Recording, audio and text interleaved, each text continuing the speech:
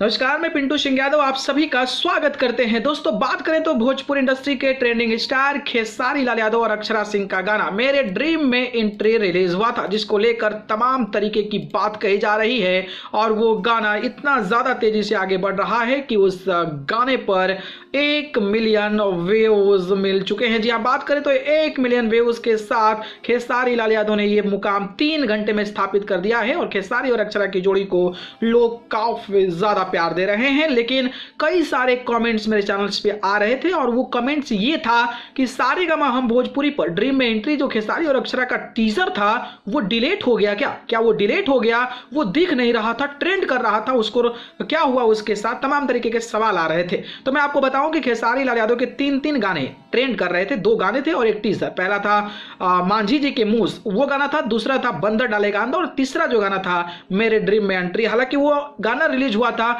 तब तक वो ट्रेंड कर रहा था, लेकिन अचानक से उस गाने को हटा दिया गया।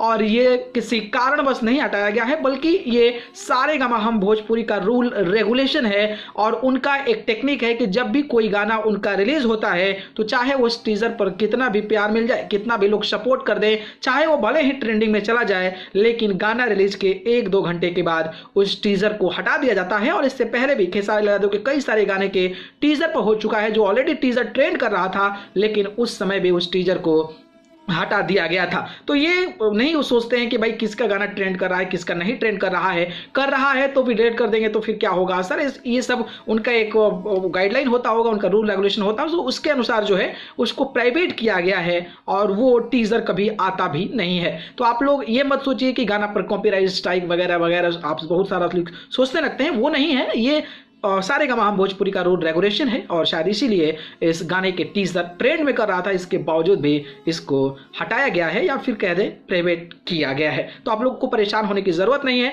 जो मेन गाना रिलीज हुआ है उस पर कॉन्सेंट्रेट करना है और उस गाने को एक बड़े मुकाम तक पहुंचाना है। ठीक है, धन्यवाद।